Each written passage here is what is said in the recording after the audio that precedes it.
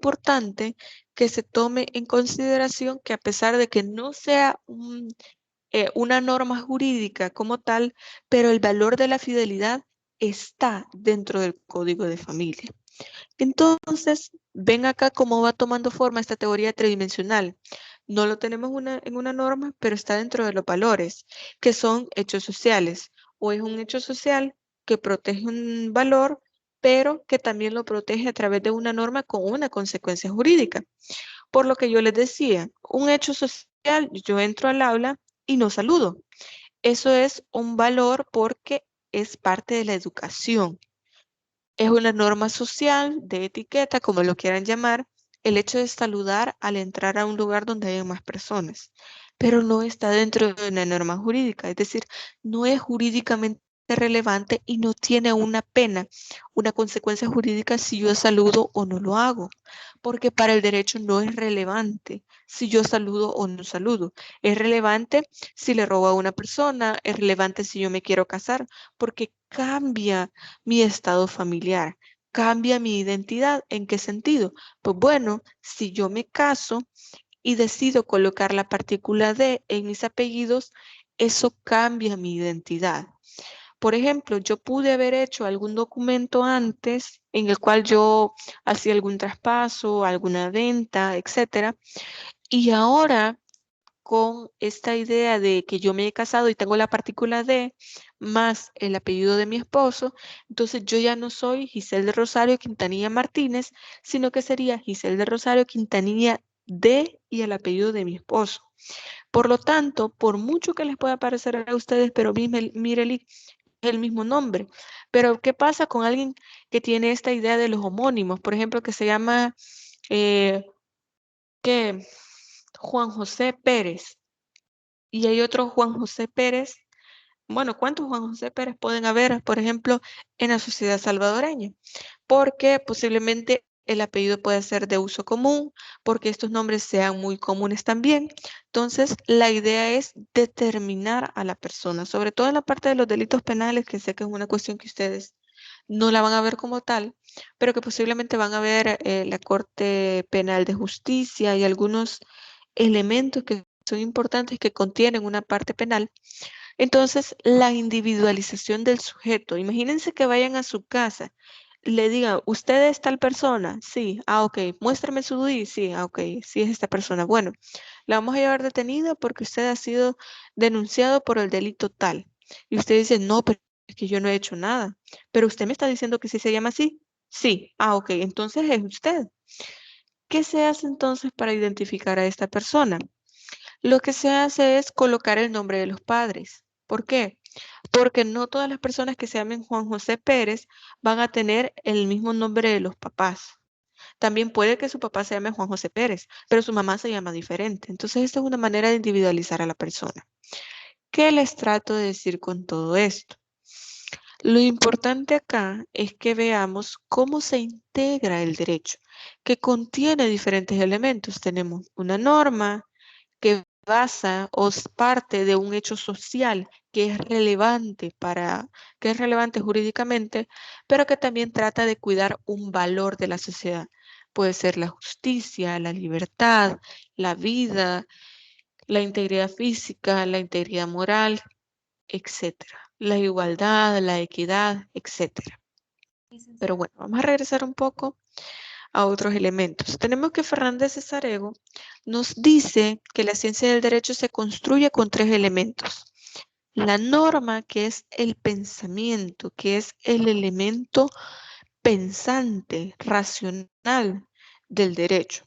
Tenemos la conducta humana, que es el objeto, que es el hecho social, y el valor, que es la finalidad. Por eso habíamos hablado anteriormente de que la finalidad del derecho es básicamente cuidar estos valores, cuidar que en la sociedad que haya justicia, que haya libertad, que haya, por ejemplo, integridad física de las personas, estas aspiraciones que como sociedad tenemos. Entonces, entendemos la norma como la parte del pensamiento, la racionalidad de las conductas humanas, es decir, de lo que nosotros decimos, esto es jurídicamente reprochable y esto es jurídicamente no reprochable. No le interesa a nadie que yo esté en mi casa pensando cómo voy a matar a otra persona. No le interesa a nadie porque yo no estoy exteriorizando ese pensamiento que tengo. Pero como sociedad sí tenemos la finalidad de cuidar que estos comportamientos no se sigan exteriorizando, que no se siga matando gente, que no se siga robando, que las personas sigan pagando impuestos, etcétera. Entonces, estos tres elementos aparecen en el ámbito del derecho y exigen mutuamente y que al parecer están se exigen mutuamente y que están vinculados esencialmente.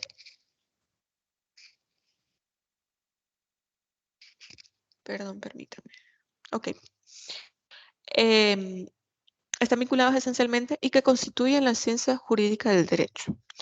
Por lo tanto, ya vimos que aquí lo teníamos, que Miguel de Reale decía, estos elementos son inseparables porque es parte de la experiencia jurídica de la vida humana social.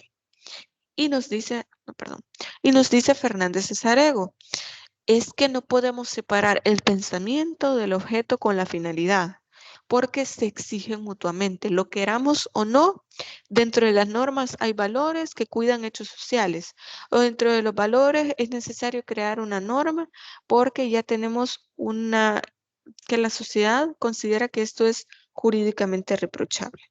No sé si se va entendiendo la importancia que tienen estos tres elementos, los hechos sociales con las normas jurídicas y los valores sociales.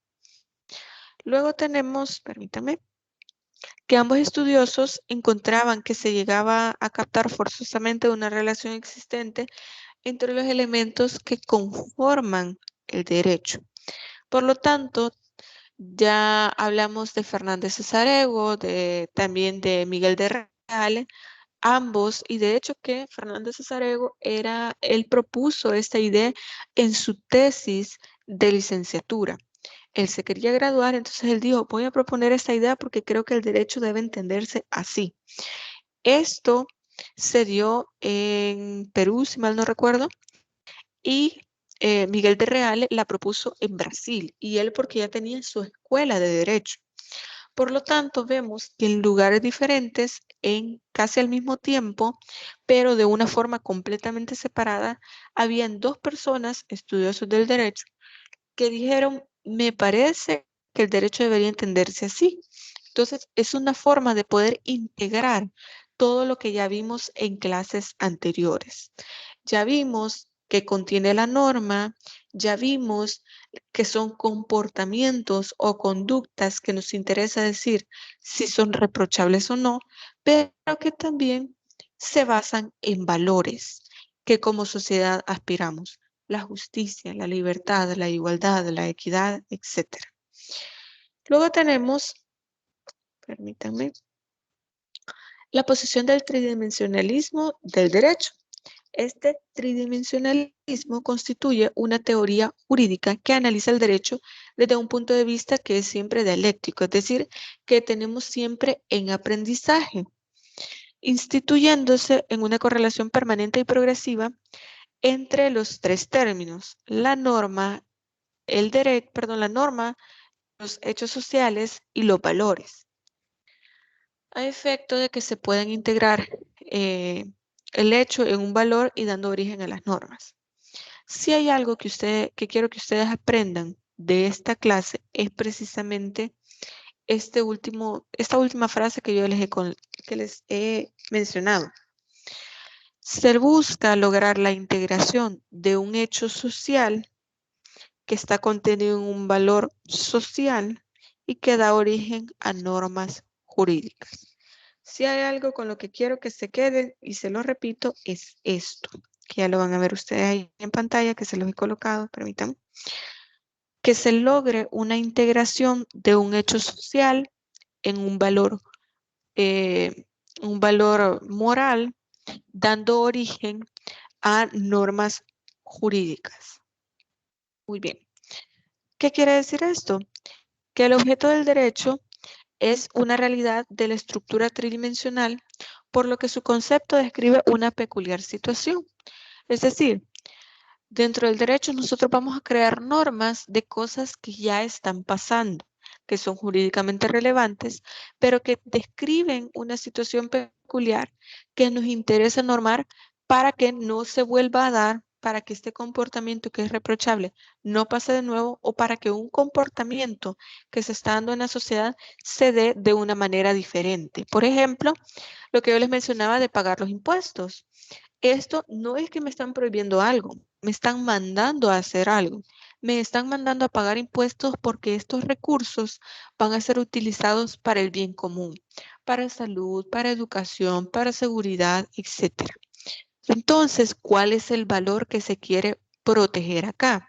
Se quiere proteger el bienestar común, como ya se los mencioné, que todos estemos bien, que se procure que las personas que vayan al Seguro Social tengan medicamentos, tengan tratamientos, que hayan personal especializado para que se pueda atender, que si yo voy a hacer una denuncia a la fiscalía, se me garantice la justicia gratuita.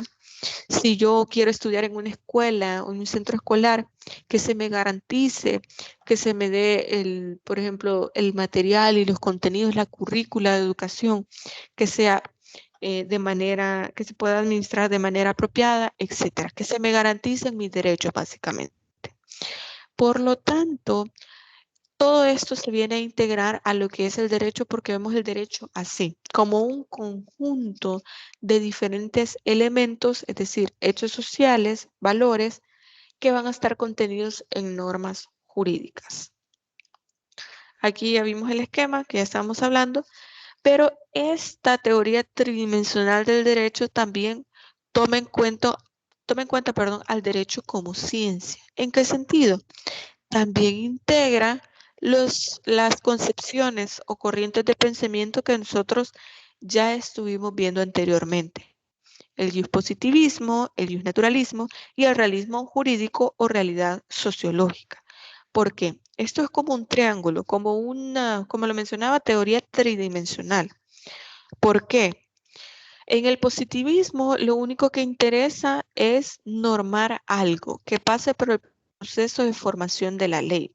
El naturalismo nos dice, pero es que debe estar basado en valores, en lo que se considera moral, lo que Dios nos permite que sea considerado como bueno, como permitido y como aceptado. Yo no puedo matar a nadie porque eso es pecado. Y más allá de que sea pecado, es reprochable porque Dios nos ha dado la vida a todos y yo no le puedo quitar la vida a alguien. Solamente Dios le puede quitar la vida a esta persona. Entonces el bionaturalismo lo que trata de proteger son valores. Pero también tenemos la realidad sociológica, el realismo jurídico. Todos los días nosotros vamos cambiando de práctica, vamos haciendo las cosas diferentes aunque sea sutilmente diferente, pero como sociedad vamos cambiando. Vamos haciendo algunas cosas de una manera, otro día las hacemos de otra y así. Por lo tanto, debemos tomar esto en cuenta para poder crear el derecho. Y vemos en permítame, voy a ver si se lo puede hacer un poquito, si se lo puedo acercar más. No, creo que ya no se puede. Creo que ya lo van a poder ver. Bien, vamos a ver un poquitito más. Ahí.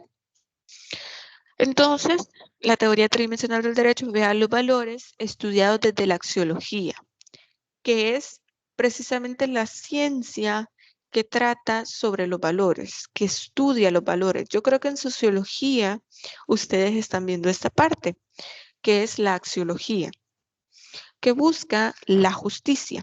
Se estudia por parte de la filosofía del derecho y da origen al naturalismo. Luego tenemos una norma, que es una regla de conducta, y lo que busca es la materia, o sea, algo que sea tangible, algo que sea real, algo que nosotros podamos ver, podamos observar, que alguien nos diga que ha visto, etcétera, una conducta. Y esto se estudia a través de la teoría general del derecho y es parte del positivismo jurídico. Entonces, luego tenemos un hecho, que lo que busca es la eficacia. ¿Por qué hablamos de la eficacia? Porque nosotros no creamos normas para no aplicarlas, necesitamos normas que sean eficaces, que den una respuesta a la problemática de la sociedad. Lo que estamos buscando es que estas normas sean aplicables. Por ejemplo, yo les pongo el ejemplo más típico porque todavía no lo tenemos normado, pero en la realidad nosotros vemos ya a gente en la comunidad LGBT, gente que son personas lesbianas, gay, transexuales, bisexuales, transgénero, bisexuales, ya lo mencioné, queer, etc. Entonces, nosotros vemos que hay parejas que ya viven juntas, pero que son parte de la comunidad LGBT, que no se pueden casar porque no hay una ley. Pero bien, nosotros lo tenemos como un hecho social, es tangible, nosotros lo vemos, sabemos que existe, pero no lo tenemos en una norma. ¿Por qué? Porque actualmente nuestra sociedad salvadoreña, que es muy conservadora, se tratan de cuidar valores como por ejemplo la monogamia. Por ejemplo, el hecho de que también la idea de la heterosexualidad es bastante cuidada, por decirlo de alguna manera, por la iglesia, por la comunidad, por la sociedad tan conservadora que tenemos. Por lo tanto, no lo consideramos como parte del derecho de la comunidad LGBT en la actualidad o como una parte de la norma. ¿Por qué? Porque no está dentro de las normas jurídicas, porque esto va en contra, entre comillas, de los valores que actualmente nosotros consideramos como aquellos valores que debemos cuidar. Porque hay mucha gente que dice, pero es que mire, si nosotros permitimos a la comunidad LGBT, entonces eso va a traer mucha promiscuidad, mucha perversión, etcétera, etcétera, etcétera. Pero creo que esto podría ser reevaluado para ver de qué manera podemos direccionar de una manera positiva los derechos de la comunidad LGBT. Esto solo se los menciono a manera de ejemplo. No les estoy diciendo, miren, sí, está bien la comunidad LGBT, se respeta si usted está de acuerdo o no, si es su criterio personal, perfecto.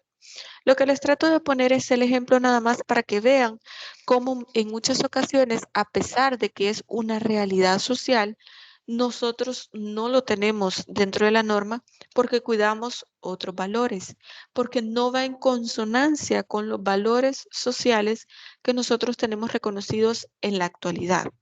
Puede que como sociedad salvadoreña cambiemos de forma de pensar, cambiemos esos valores que tenemos y puede que nuestra prioridad más adelante sea diferente o que sigamos teniendo las mismas prioridades.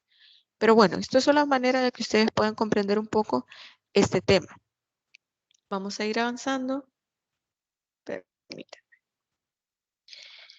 Con esta parte de la norma jurídica. Ahora vamos a hablar de este tema, la norma jurídica. Vamos a comenzar a hablar de el aspecto más importante de la norma jurídica, porque el primer tema que nosotros vamos a ver después de los parciales ya es cómo se forma la norma jurídica y algunos temas muy, muy específicos. Vamos a entender la norma jurídica como el primer elemento de definición del concepto de derecho. Yo les decía y les he puesto muchas veces ese ejemplo de que la norma es como una pieza de Lego, es la pieza más pequeña. No es porque la norma sea cortita ni nada de eso, sino que es como el elemento más esencial para la formación de todo el derecho. En esta norma se enuncian reglas de conducta o formas de comportamiento como las conductas que prescriben un deber ser, como la sociedad perfecta que nosotros aspiramos a ser.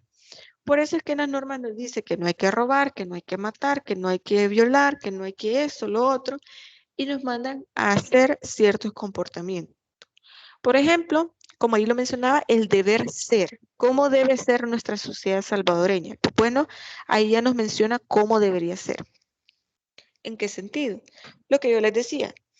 Dentro de la norma, a mí me dice que si yo soy una mujer soltera y yo encuentro a otro hombre soltero que también tenga la voluntad de casarse, entonces perfectamente, sin ningún inconveniente, nos podemos casar siempre que cumplamos con los requisitos de la norma, es decir, que podamos llevar nuestra partida de nacimiento, ser mayores de edad, poder entregar nuestro documento de identidad para que nos podamos identificar, valga la redundancia ahí, entre otros elementos que nos pide la norma, pero nosotros lo podemos hacer con toda libertad. Pero ¿qué sucede con el ejemplo que yo les ponía de la comunidad LGBT? El matrimonio está permitido para personas, para hombres y mujeres, nada más. Entonces, a ellos no se les permite. ¿Por qué? Porque como sociedad, dentro del deber ser, entre comillas, nosotros no queremos parejas homosexuales. Nosotros no queremos, por ejemplo, una sociedad en la que roben, maten, violen o que la gente haga lo que quiera. Entonces, para no tener una sociedad en caos, nosotros ya habíamos llegado a esta conclusión antes, para poder vivir en sociedad necesitamos normas que nos dicen qué podemos hacer, qué no podemos hacer, qué está permitido, qué está prohibido y qué se nos manda a hacer. Las normas en sentido amplio postulan deberes, por lo que son de cumplimiento ineludible, es decir, nosotros debemos cumplirlas sí o sí. Y esto lo hablábamos cuando estábamos la vez pasada en la zona verde y yo les decía, por mucho que a mí no me guste una norma, es de cumplimiento obligatorio. Puede que a mí no me guste pagar impuestos, puede que a mí no me guste el hecho de que la gente se tenga que casar, yo solo me quiero ir a vivir con mi pareja, con mi novio. Pero ¿qué pasa? Hay normas que son de obligatorio cumplimiento, como por ejemplo lo de pagar los impuestos, el hecho de las prohibiciones, no matar a alguien, es de obligatorio cumplimiento. Y yo no puedo decir, es que mire, yo no sabía que robar era malo, yo no sabía que robar era delito, porque se entiende que se tiene una idea, aunque sea vaga, de estos delitos. Y bueno, en sentido estricto, es un principio de acción cuya observación constituye un deber para aquel a quien se dirige. Y si esta persona no cumple con este deber de carácter obligatorio, entonces va a tener una consecuencia jurídica que, como ya lo habíamos hablado, no siempre es negativo. Luego tenemos que esta teoría tridimensional, solamente para ir finalizando con esta idea de la tridimensionalidad del derecho, proporciona herramientas necesarias para determinar los elementos que deben estar presentes en la conformación del derecho de un país. Creo que ya con lo que ya vimos pudimos abordar a esta conclusión. Entonces, el tridimensionalismo constituye una teoría jurídica que analiza al derecho desde el punto de vista en donde siempre va a ser dialéctico, es decir, siempre va a ser cambiante y siempre va a ser objeto de estudio. Entonces, esto hace que se instituya una correlación permanente y progresiva entre los tres términos. Por ejemplo, es como que nosotros veamos estos tres elementos en movimiento siempre. Tenemos un hecho social que como sociedad nosotros vamos cambiando, tenemos normas jurídicas que se pueden modificar en cualquier momento, un día se puede derogar, al otro día se puede modificar, se puede reformar, etcétera, y tenemos valores que puede que ya no sean tan importantes para nosotros como sociedad. Por eso se dice que están en constante cambio de manera, y existe esta correlación de manera progresiva, de manera permanente y progresiva. Luego, para ir hablando un poco de las normas jurídicas, lo tenemos como una proposición prescriptiva, perdón. ¿A qué se refiere eso? Las normas sí o sí nos dicen qué es lo que tenemos que hacer. Por eso se llama una proposición prescriptiva. Prescribe qué es lo que tenemos que hacer. Es como cuando usted va al médico y el médico le da una prescripción médica. Es decir, una prescripción de qué medicamento se va a tomar, cuál es la dosis que va a tomar, en qué horario se la va a tomar, y usted sabe que si usted no se toma este medicamento, usted no se va a mejorar de su salud. Si toma mal el medicamento, puede que le haga daño y obviamente no lo va a curar. Si no lo toma a las horas adecuadas, también le puede hacer daño. O imagínese que usted se lo esté tomando cada hora y es cada 12 horas, cada 24 horas o cada 8 horas, entonces seguramente usted puede tener una sobredosis. Por lo tanto, a esto es a lo que se refiere. Hago alusión a este ejemplo para que ustedes entiendan por qué se considera la norma jurídica como una proposición prescriptiva. Porque nos dice qué hacer, cómo, cuándo y dónde hacerlo. Por ejemplo, muchas veces se tiene el respecto a las relaciones sexuales, porque eso es parte de la intimidad de las personas, pero todo el mundo dice, pero es que mire, eso es algo natural, o sea, es algo del ser humano que sirve para la procreación, mucha gente no sé, lo hace por una cuestión de placer, etcétera, pero se trata únicamente de un hecho íntimo. Por lo tanto, por muy natural que sea, por muy normal que sean las relaciones sexuales, por ejemplo, para la reproducción humana, por muy normal que sea, pero esto no se hace de manera pública porque esto va en contra de la moral, en contra de lo que nosotros consideramos como algo que deba realizarse en público. ¿A qué voy con esto? Bueno, ahí nosotros sabemos que por muy natural que sea, no debemos realizar estas acciones en público. Entonces, ¿qué es lo que nos dice la norma? Mire, estamos cuidando un valor, que es la decencia y el decoro. ¿Dónde vamos a colocar esto? En las faltas que se ven en el derecho penal. Y nos dice que no se pueden mantener relaciones sexuales, ni tampoco alguna expresión excesiva de afecto, cariño, que implique una falta a la moral o al decoro, porque esto es considerado una falta. Y esto tiene una multa, de hecho, y por eso es que muchas personas, no sé si ustedes, yo sé que yo estoy hablando ya con adultos, que ustedes no son niños, que ustedes yo no les puedo adornar las cosas porque ya son tal como son. Ni tampoco les estoy diciendo, miren, vayan, hagan esto. No, les estoy poniendo un ejemplo nada más. Sé que ustedes, creo que fue en el 2020, me parece, no recuerdo, 2020, 2019 o 2021, no sé, que salió el video de una pareja que se supone que este señor estaba trabajando, no sé, no recuerdo qué se dedicaba este señor, pero estaba de hecho en el carro que era precisamente para su trabajo, que estaba manteniendo relaciones sexuales con una persona en la vía pública, o sea, se habían estacionado al lado de una calle y estaban manteniendo relaciones sexuales y otra persona lo grabó.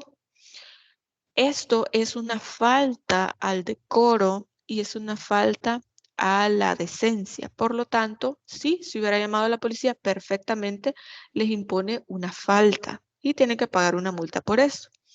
Entonces, ¿qué es lo que les trato de decir con esto?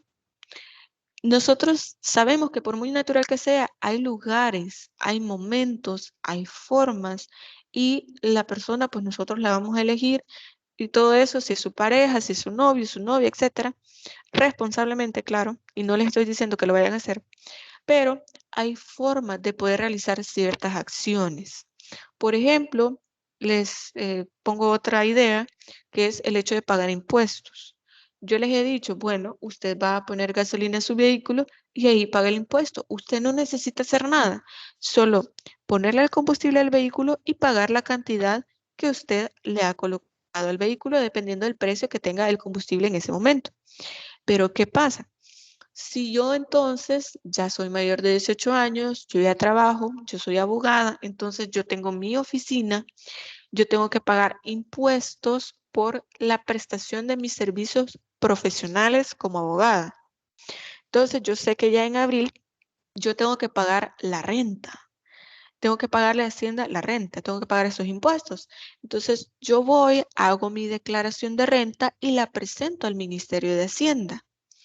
Entonces, esto puede ser en digital, puede ser de forma personal, pero ¿a qué voy con esto? Ya la ley me establece una forma, una manera en cómo yo voy a aplicar esta norma. Ya no necesito solo ir y pagar. Yo necesito, primero, hacer esta declaración por todos los servicios que yo presté de servicios profesionales como abogado, los casos que llevé, etcétera.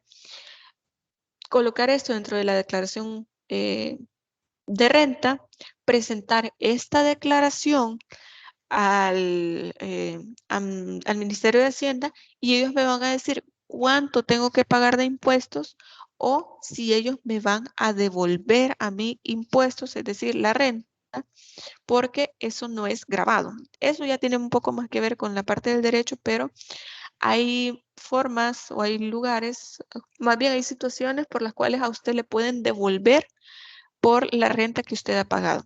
Por ejemplo, si yo llevo un caso X de un divorcio, entonces yo tengo que pagar una renta. Yo le cobro a esta persona por el caso que yo le voy a llevar y yo pago impuestos. Pero como yo estaba trabajando, por ejemplo, aquí en el Centro de Prácticas Jurídicas de la universidad, a mí me devolvían la renta. ¿Por qué? No es una situación antojadiza. Es porque el Centro de Prácticas Jurídicas de aquí de la universidad, ellos no perciben ingresos. Ellos atienden a personas de escasos recursos que necesitan que se les represente en un proceso judicial y no se cobra nada. Entonces, por llevar este caso, yo no cobré nada. Entonces, por eso a mí me devuelven la renta. Pero bueno, esto solamente a manera de ejemplo. En esta proposición prescriptiva, como yo les decía, la misma norma jurídica nos dice qué hacer, cómo hacer, dónde, cuándo, con quién, etcétera, una situación en específico. Luego tenemos, perdón, que en relación con la naturaleza de las normas jurídicas ha sido desarrollada de una manera amplia eh, y variada de teorías. Sin embargo, hay dos teorías o dos tesis que se han logrado establecer. La primera, la teoría imperativista. Permítame.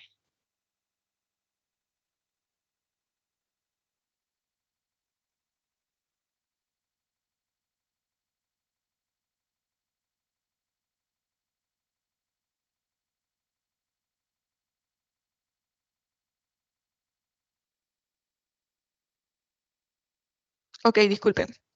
Les decía entonces la teoría imperativista que nos dice que afirma que el elemento nuclear de toda norma jurídica es el orden o el mandato mediante el que el sujeto dotado de poder jurídico impone a otro sujeto realizando una determinada conducta, ya sea positiva o negativa. Es decir, lo importante según esta tesis imperativista es el hecho de que se pueda imponer algo. Yo le tenga que decir a alguien, esto se hace, esto no se hace, etcétera. Muy bien. Luego tenemos la teoría antiimperativista, que niega esta afirmación, esta tesis anterior, oponiéndose a la caracterización de las normas jurídicas como simples mandatos u órdenes que un sujeto hace a otro. Lo que nos dice esta teoría antiimperativista es que no se trata de prohibirle o permitirle algo a la gente. Lo que nosotros queremos es saber qué podemos hacer por nuestro mismo derecho, por los mismos derechos que nosotros tenemos reconocidos dentro de la ley. Cualquiera que sea la tesis que a ustedes les parezca más correcta, está bien, porque ambos elementos son parte de la norma jurídica. Ahora vamos a ver las características o los caracteres más importantes de la norma jurídica. Dígame. Fíjese que yo en eso tengo como una pregunta así. ¿Por qué en un ordenamiento jurídico no es necesario que todas las normas en sí sean mandatos? Eso no lo entiendo. Muy bien. Con todo gusto le puedo explicar. Miren, lo que sucede es que no todas las normas jurídicas son mandatos porque algunas normas simplemente lo que hacen es declarar un derecho. Por ejemplo, lo que yo les mencionaba de la Constitución de la República. Si ustedes buscan, se lo voy a colocar aquí para que ustedes lo puedan ver y le voy a proyectar la pantalla. Solo déjenme buscarlo. Permítanme. Para ponerles un ejemplo y que poderles aclarar ese punto que nos dice la compañera. Muy bien. Ok. Tenemos las normas jurídicas, básicamente están contenidas en las leyes, en los códigos y también en la Constitución. Pero, por ejemplo, esta es una norma jurídica a la que yo les voy a leer. Artículo 2. Toda persona tiene derecho a la vida, la integridad física y moral, a la libertad, a la seguridad, al trabajo, a la propiedad y posesión, a ser protegida en la conservación y defensa de los mismos. Se garantiza el derecho al honor, a la integridad personal y familiar y a la propia imagen. Y se establece una indemnización conforme a la ley por daños de carácter moral. Aquí, si ustedes se quedan con el primer párrafo de este artículo, se van a dar cuenta que lo único que hace es una declaración de derechos. No nos está diciendo, miren, el que le quite la vida a otra persona, el que viole la integridad física de otra persona, el que restrinja la libertad de alguien, no nos está diciendo eso. Lo único que nos dice, perdón, creo que ahí lo van a poder ver. Lo único que nos está diciendo es algo a lo que nosotros tenemos derecho. No nos está mandando a hacer nada. No nos está diciendo que se nos prohíbe hacer algo. Lo único que hace es declarar un derecho. Y entonces vamos a la pregunta que nos dice la compañera. ¿Por qué no todas las normas son mandatos? Porque también hay normas que nos permiten hacer uso de nuestras libertades y de nuestros derechos. Lo que sucede es que se encuentran dentro de una norma jurídica para que todos podamos hacer uso de ellas y también para obligar a los demás que respeten esos derechos que yo tengo. Por ejemplo, yo no estoy poniendo acá en la norma que toda persona tiene derecho a la vida, a la integridad física y moral y que tengo que obligar a que los demás lo respeten. Yo digo, yo tengo derecho a eso y entiendo que el otro, los demás, que somos salvadoreños, también tenemos derecho a esta norma. Por lo tanto, yo no le puedo quitar la vida a nadie. Entonces, no sé si se comprende ese concepto. Así como yo les decía, no todas las normas jurídicas tienen consecuencias negativas. Hay consecuencias que son neutras, o sea que no es ni positivo ni negativo, y también tienen consecuencias positivas. Así también hay normas que no mandan a hacer algo, que lo único que nos dicen es, mire, usted tiene derecho a esto, a esto, a esto. También tenemos, por ejemplo, vamos a ver otra norma. Artículo 3. Todas las personas son iguales ante la ley para el goce de los derechos civiles y no podrán establecerse restricciones que se basen en la diferencia de nacionalidad, raza, sexo o religión.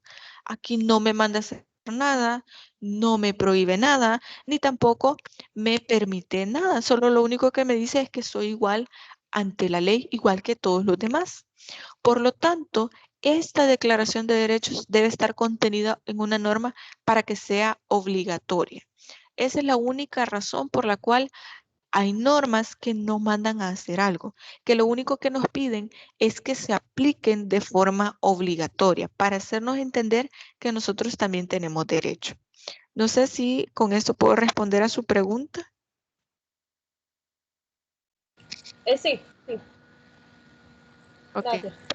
Si todavía queda la duda, por favor dígame. La idea es que podamos ir complementando todo lo que vamos hablando y que se vaya entendiendo. ¿Ok? ¿Hola? Yo voy a esperar, yo sí tengo 3 preguntas, pero yo voy a esperar que termine para hacer, no sé si está de acuerdo. Ok, perfecto. Ya casi vamos a terminar, ya solo me faltan como 3 diapositivas y este tema lo vamos a terminar de abordar cuando la primera semana del próximo cómputo, así que no hay problema. Si usted quiere hacer las preguntas ahorita, no hay ningún problema. Si no, les podemos dejar para el final, como usted decida.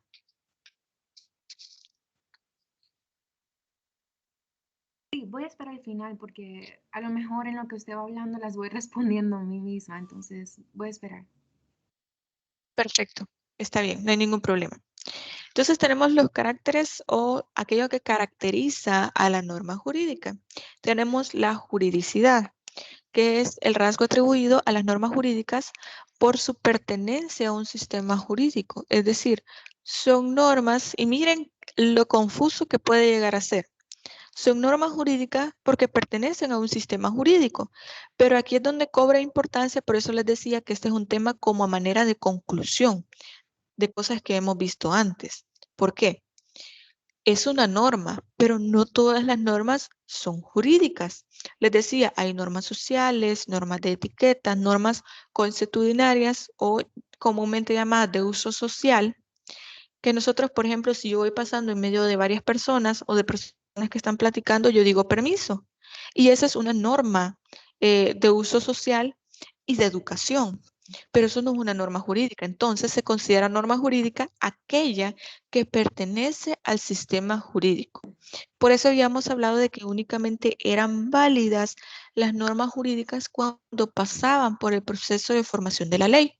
Pero este proceso de formación de la ley lo vamos a ver en otra clase más adelante.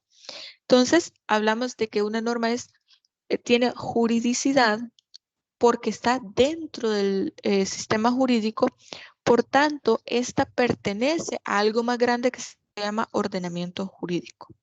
Yo sé que suena confuso, pero por eso es precisamente que se puede hacer una diferenciación entre otras normas, normas sociales, morales, etcétera, religiosas, familiares, etcétera, de las normas jurídicas. Porque la norma jurídica pertenece a un sistema jurídico porque esta norma ha pasado por todo el proceso de creación de la ley. Las normas jurídicas también tienen una característica que es la generalidad. ¿En qué sentido? Le puedo decir que la gran mayoría de normas son generales. Hay normas que son muy específicas. Por ejemplo, hay normas que son aplicables solamente para el órgano judicial o algunas normas que son únicamente aplicables para el presidente, facultades que solamente el presidente las tiene. Y es una norma que solamente la puede cumplir o no cumplir él. ¿Pero por qué? Porque la misma norma ya dice, el presidente está facultado para 2 puntos y menciona todo aquello que puede o no puede hacer. Los ministros, los diputados, etc. Se entiende que la misma norma ya individualiza hacia quién va dirigida la norma y si no lo hace, es entendido que es para todas las personas. Por ejemplo, si ustedes ven el Código Penal, como yo les menciono, es quizás de las normas que más les menciono, pero es precisamente porque creo que ustedes tienen un dominio más general de esas normas. Dice el que matare a otro, no dice el hombre, la mujer, el diputado, la diputada, etcétera. No dice eso, dice el que matare a otro. Me interesa a mí que una persona haya cometido este comportamiento que sabemos que es reprochable para saber que se le va a imponer una pena. Es decir, es de carácter general. No importa si yo vivo aquí en San Miguel, si vivo en la falda del volcán, si vivo en Sonsonate, si vivo a la orilla de la playa, no importa, porque es de carácter general. Se entiende que todas las personas lo deben cumplir por igual. Entonces, a esto se refiere la generalidad, el carácter de generalidad de las normas. Lo que, no indica es que el legislador, lo que nos indica es que el legislador establece que la norma tiene una serie de tipos jurídicos y a cada uno de esos tipos jurídicos se le establece una serie de derechos u obligaciones de forma tal que todos los vamos a aplicar porque no hay un sujeto establecido, es algo abstracto, es una colectividad. Esa norma está dirigido a todos. Lo que estábamos viendo que decía, todos tenemos derecho a la vida, a la salud, se entiende que todas las personas, si es un recién nacido, si es una persona mayor de 18 años, si es un anciano, etc. Cuando dice todos somos iguales ante la ley, se entiende que son todas las personas.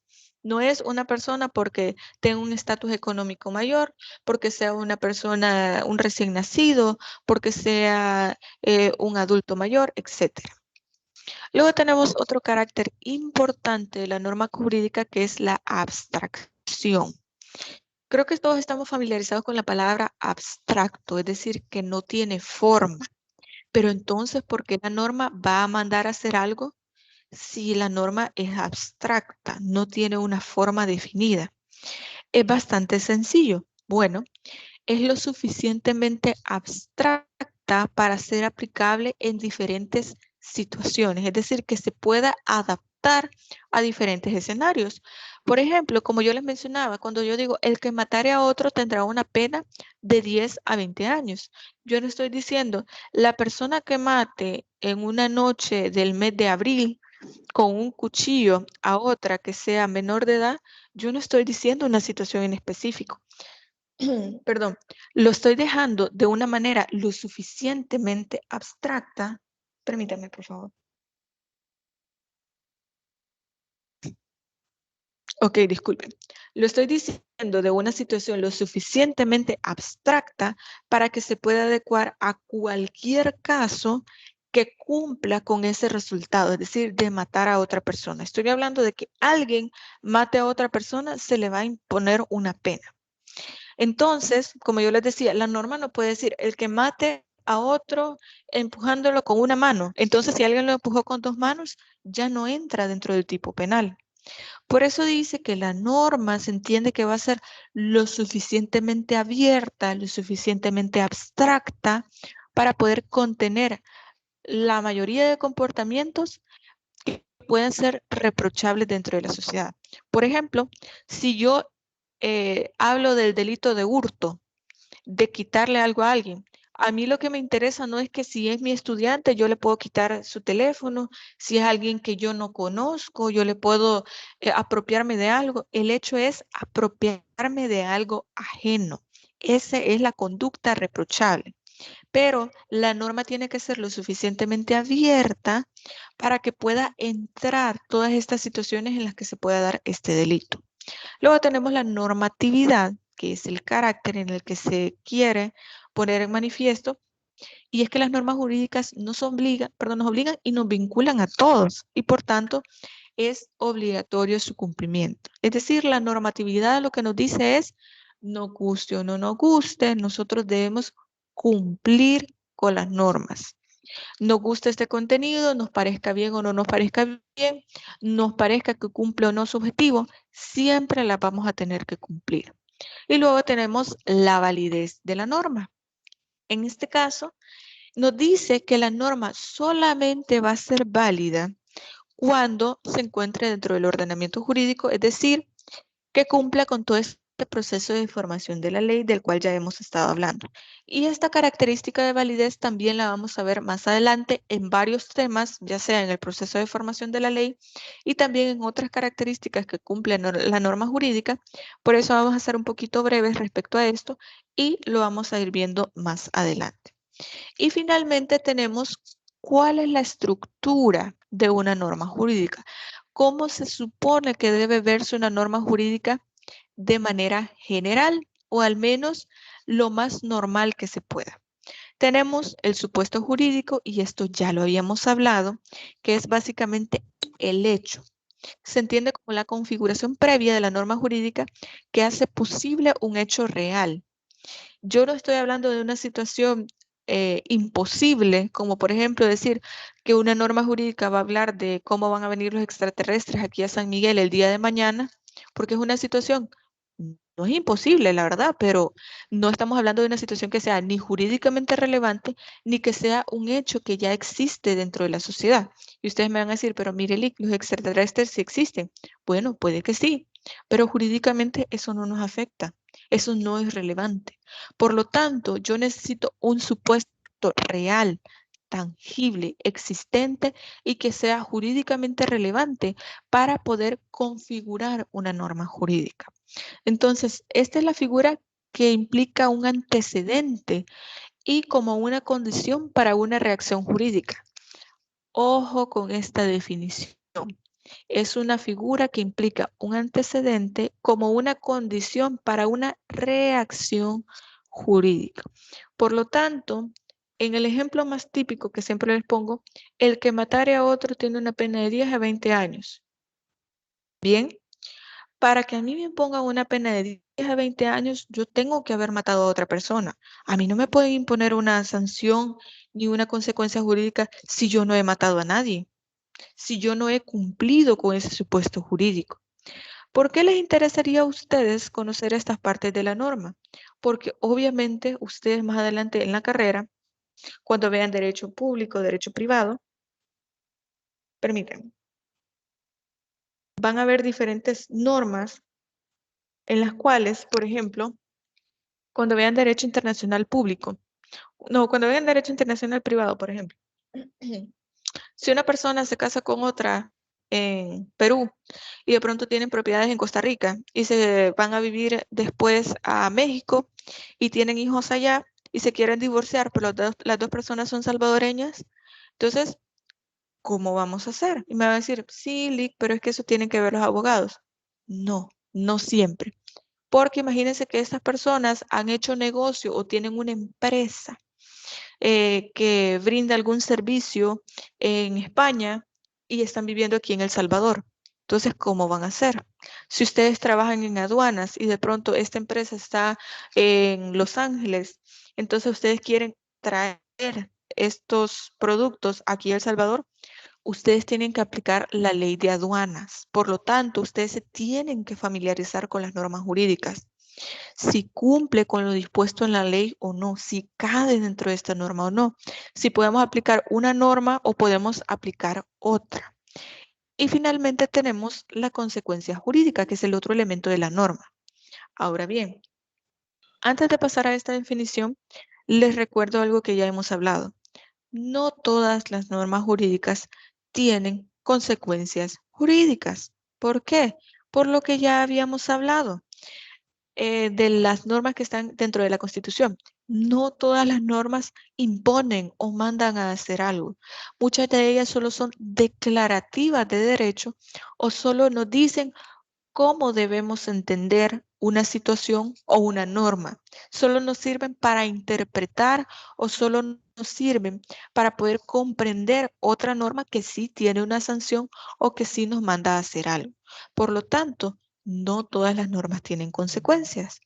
Y otro aspecto importante es que, como habíamos hablado dentro del supuesto jurídico, es un antecedente del supuesto jurídico a una reacción jurídica y esta reacción es la consecuencia, pero no todas las consecuencias son negativas, por lo que yo les había manifestado antes.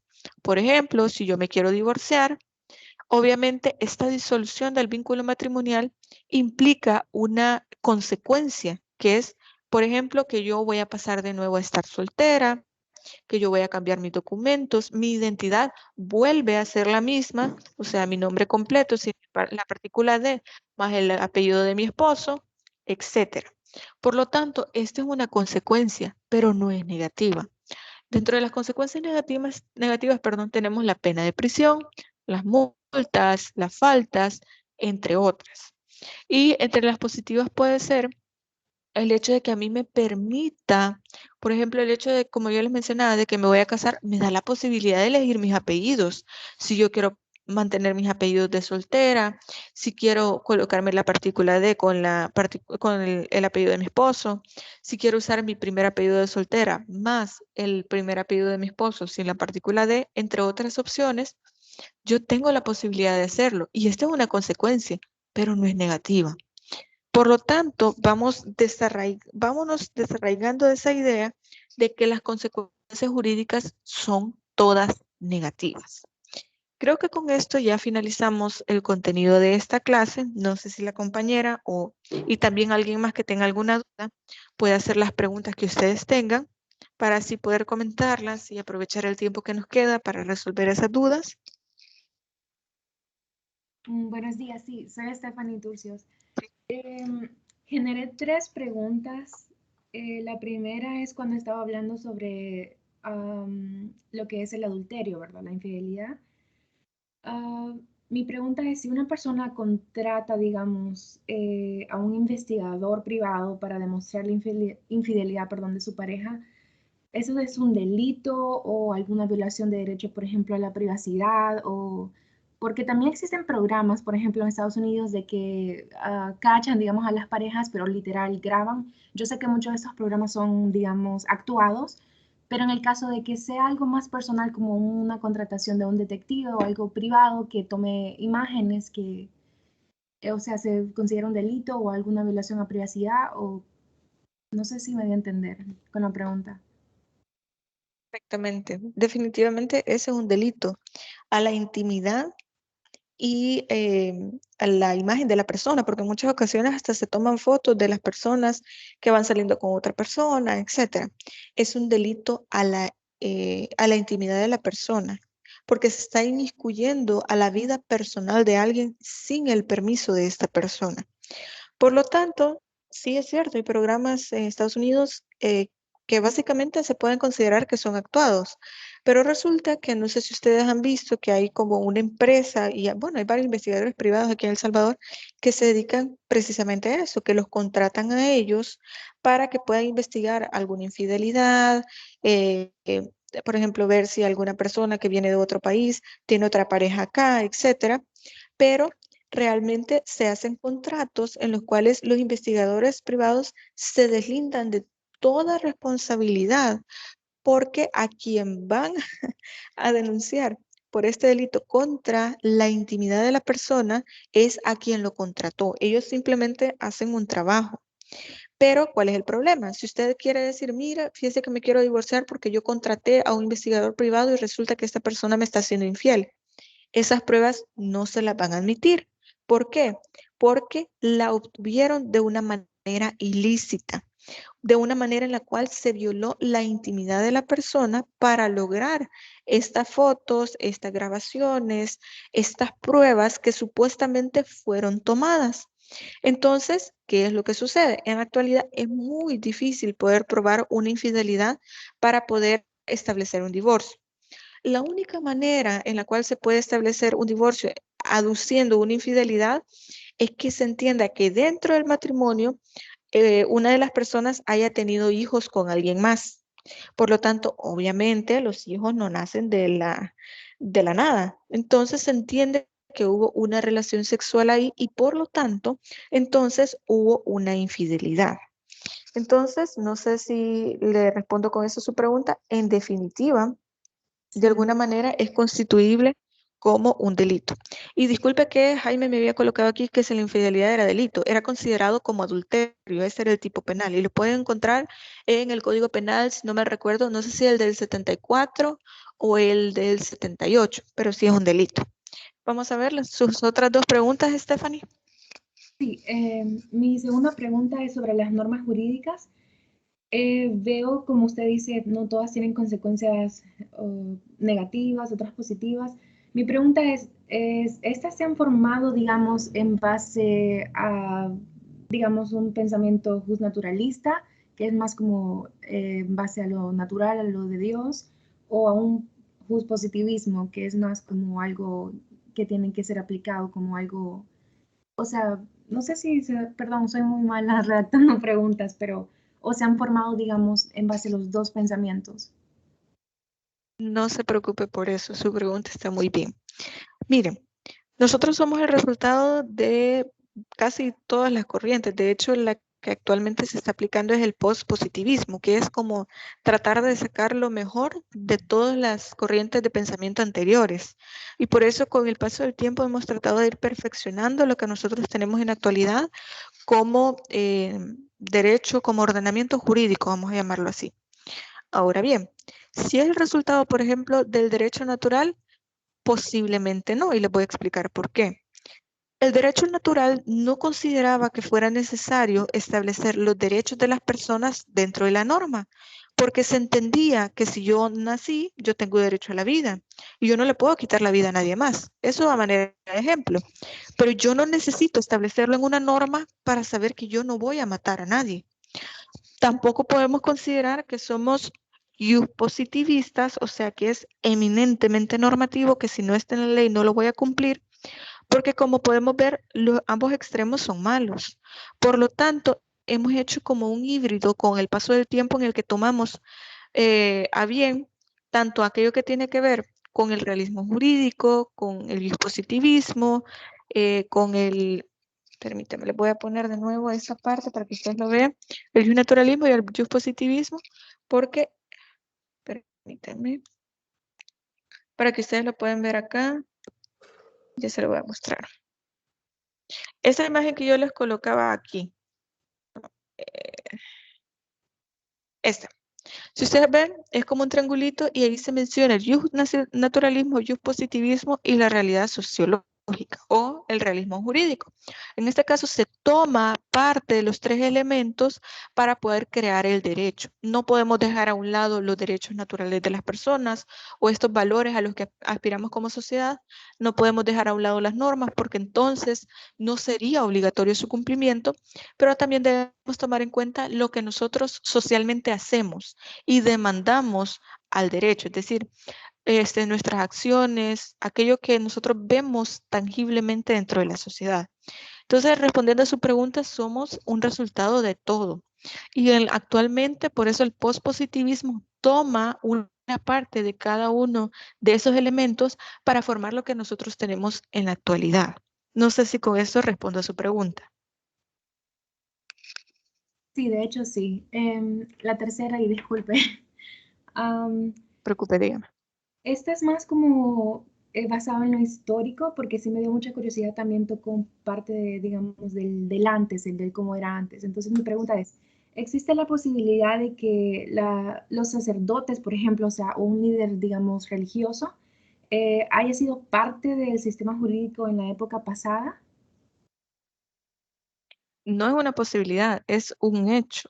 Ustedes pueden buscar algo que se llama derecho canónico. De hecho, no sé si ustedes lo van a ver en sociología o tal vez en teoría del poder y el Estado, no sé cómo le llaman a esa materia dentro de relaciones y negocios internacionales, pero antes básicamente el Estado y la Iglesia eran uno solo.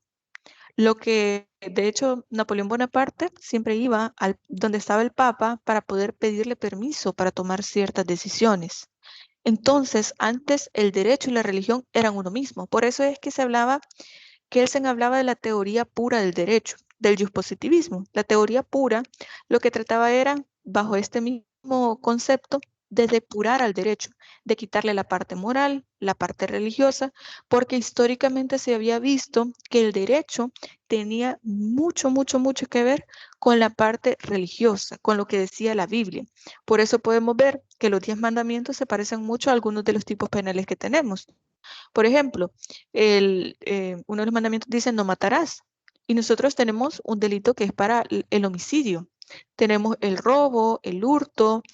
Por ejemplo, uno de los mandamientos dice no desear a la mujer ajena.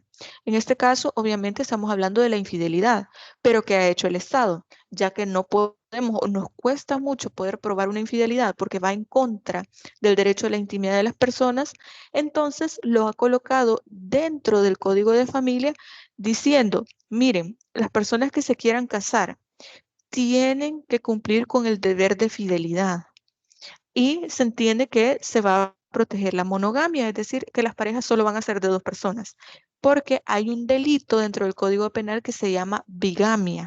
Es decir, no se permite a una persona que esté casada con más de una sola persona. ¿A qué voy con esto? Porque entonces esto ustedes han visto en el desarrollo histórico de la religión que es mal visto la promiscuidad, el hecho de que una persona tenga varias parejas, la infidelidad. Entonces parece, y no parece, más bien es un hecho, que nosotros en el derecho tenemos todavía muchos rezagos religiosos y morales que no está mal, porque a veces se conjugan bastante bien con los valores que socialmente nosotros queremos cumplir en la actualidad.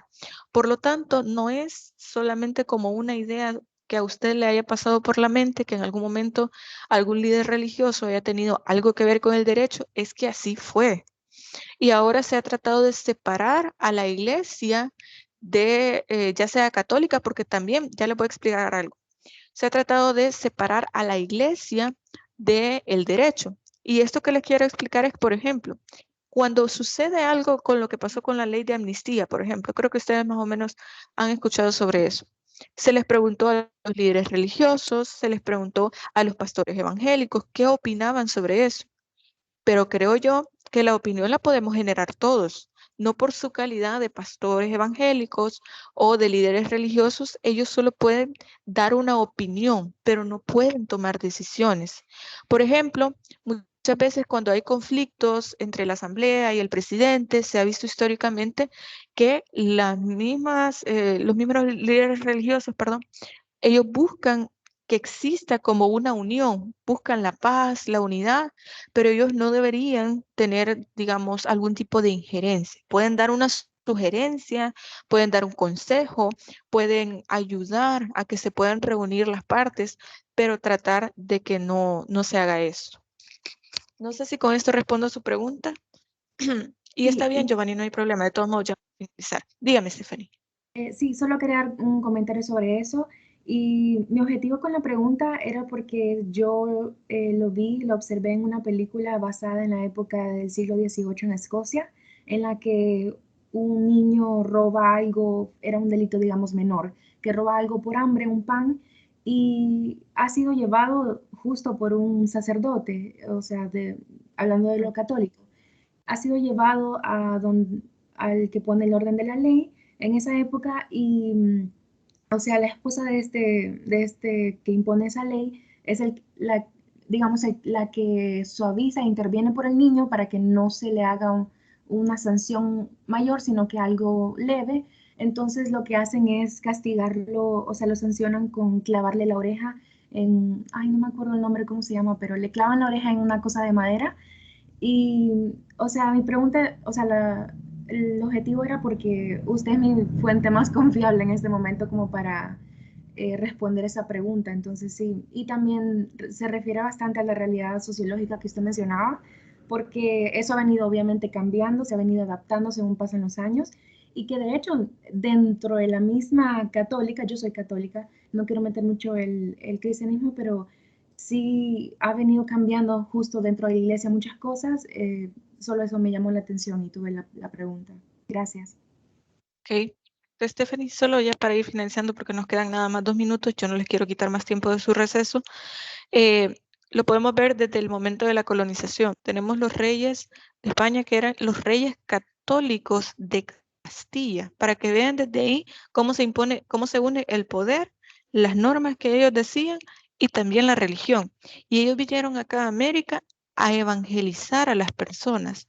Por lo tanto, la religión fue utilizada también como un medio sutil de poder hacer que las personas fueran sumisas. Y de hecho, los sacerdotes, los líderes religiosos siempre han tenido como un estatus de poder, es decir, ser respetados ante la sociedad y la comunidad porque ellos han sido como una figura de poder. Y esto lo digo con todo respeto a todas las religiones de todos ustedes, porque de verdad no me gusta hablar de temas, 10:30. em, 10:20. temas que tengan que ver con lo jurídico, que tengan que ver con lo religioso, pero sí es importante que vean también este origen. Así que bueno, no les quito más tiempo, les agradezco mucho a los compañeros que han intervenido y nos vamos a quedar hasta acá. Espero que estén muy bien, cuídense mucho y pasen feliz día. Gracias, feliz día. Muchas gracias, feliz día. Gracias, Feliz igualmente. día. Feliz San Valentín. Gracias, cuídense y feliz día a todos. Gracias.